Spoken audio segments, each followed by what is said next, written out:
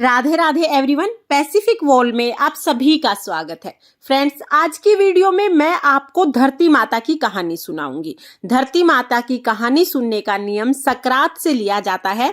सकरात के दिन जब हम ये कहानी सुनते हैं तो हमें 4 कटोरियां लेनी होती हैं। चारों कटोरियों को भरना होता है, गणेश जी विराजमान करने होते हैं, फिर हम संकल्प लेते हैं और उसके बाद वो जो कटोरियां हैं उनको हम दान कर देते हैं। तो कैसे कहानी हम लेते हैं, इसका वीडियो पहले आपको चैनल पर मिल जाएगा, आप वहां से देख लेना। और देखिए, सकरात के बाद जब हम रोजाना कहानी सुनेंगे तो हमें सिर्फ 1 लोटा जल लेना है।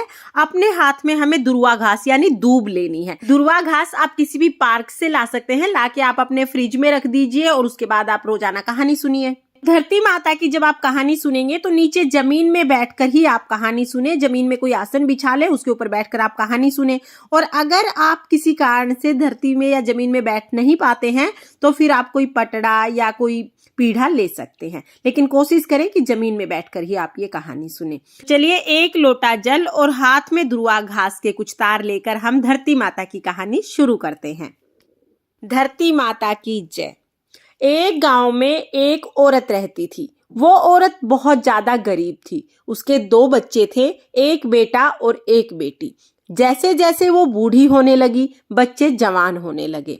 एक बार जब उसे लगा कि उसकी तबीयत ज्यादा खराब है और वो ठीक नहीं हो पाएगी, तब उसने अपने बेटे को अपने पास बुलाया और अपने बेटे को कहा कि बेटा, मैं अब बूढ़ी हो गई हूँ, कभी भी भगवान के घर से बुलावा आ सकता है।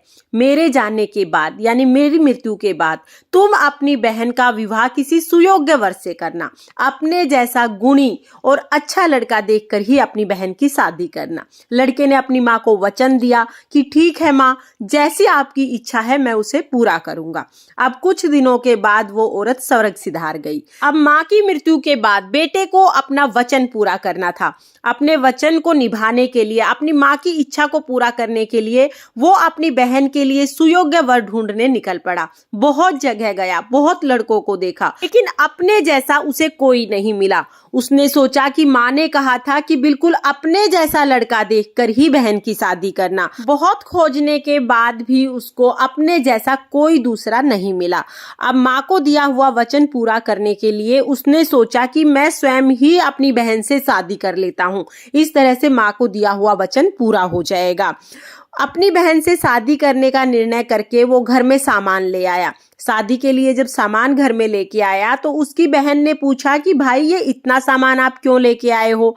तब उसने बताया कि बहन, तुम्हारी शादी है, तुम्हारी शादी के लिए लेके आया हूँ। बहन ने पूछा कि किसके साथ मेरी शादी कर रहे हो? भाई ने कोई जवाब नहीं दिया और घर से चला गया। बहन जब घर के बाहर गई तो आस पड़ोस की औरतों ने बहन को बताया कि तुम्हारा भाई ही तुमसे शादी कर रहा है। पहले उसे बिल्कुल यकीन नहीं हुआ, लेकिन बाद में जब भाई आया तो उसने अपने भाई से पूछा कि भाई, गांव की औरतें कह रही हैं कि तुम ही मुझसे शादी कर रहे हो। भाई ने कोई जवाब नहीं दिया और घर के बाहर चला गया।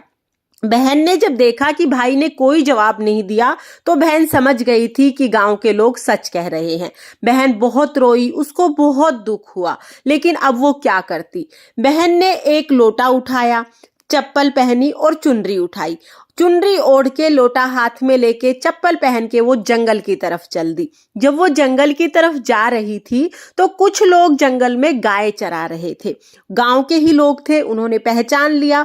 उन्होंने पूछा कि तुम कहाँ जा रही हो? तो लड़की ने कोई जवाब नहीं दिया और सीधा भागती हुई जंगल के बीच में चली गई। जब वो जंगल के बीच में गई तो उसने जोर जोर से धरती माता को आवाज लगाना शुरू कर दिया। हे धरती माता, हे मेरी माँ, आप मुझे अपनी गोद में संभालो।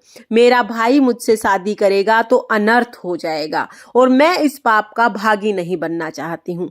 या तो आप मुझे अपनी गोदी में शरण दे दो, नहीं तो मैं यहीं पर प्राण त्याग दूंगी। ऐसे जोर जोर से आवाजें लगाने लगी। धरती माता फट गई और वो लड़की धरती माता की गोद में बैठ गई। इधर उसका भाई अपनी बहन को ढूंढते ढूंढते गांव से बाहर आ गया। जब वो गांव से बाहर आया तो उसने देखा कि कुछ लोग गाय चरा रहे हैं। उसने पूछा कि क्या तुमने मेरी बहन को देखा? तब गांव के लोगों ने बताया, तुम्हारी बहन तो रोते रोते जंगल की तरफ गई है। अब वो लड़का भी जंगल की तरफ चल दिया। जब उसने देखा कि उसकी बहन धरती माता की गोद में समा रही है तो उसने भाग के अपनी बहन के बाल पकड़ लिए। बहन पूरी समा चुकी थी, सिर्फ उसका सिर बाहर था। उसने कहा, बहन तुम ये क्या कर रही हो, मुझसे गलती हो गई, मुझे माफ कर दो। माँ का वचन निभाने के लिए ऐसा विचार मेरे मन में आया, मुझसे बहुत बड़ी गलती हो गई, ऐसा फिर कभी नहीं होगा, तुम मुझे माफ कर दो। लेकिन उसकी बहन धीरे धीरे करके धरती में समा गई। जो बाल उसने पकड़े थे वो दुर्वा घास बन गई। इसीलिए जब धरती माता की कहानी सुनते हैं तो दुर्वा घास हाथ में लेकर ये कहानी सुनी जाती है। और जब हम कहानी का उद्यापन करते हैं तो पैरों की चप्पल, एक लोटा और चुनरी, ये तीनों चीजें दान करना जरूरी होता है। धरती माता ने बेटी की लाज बचाने के लिए उसे अपने अंदर समा लिया। हे धरती माता, जैसे आपने उस लड़की की लाज बचाई, जैसे आपने उसका सत रखा, ऐसे ही इस कहानी को कहते सुनते हुकारा भरते सबकी लाज बचाना, सबका सत रखना और सब पर अपनी कृपा दृष्टि बनाए रखना। जय हो धरती माता की। ये थी धरती माता की कहानी। कहानी सुनने के बाद जो दुर्वा घास है, ये दुर्वा घास और जल का लोटा, ये हम सूर्य देवता को अर्घ दे देंगे। इस तरह से हमें रोजाना धरती माता की कहानी सुननी है। फ्रेंड्स, धरती माता की कहानी का उद्यापन कैसे करते हैं इसका वीडियो भी चैनल पर आ चुका है। उसका लिंक मैं आपको डिस्क्रिप्शन में दे दूंगी, आप वहां से देख लेना।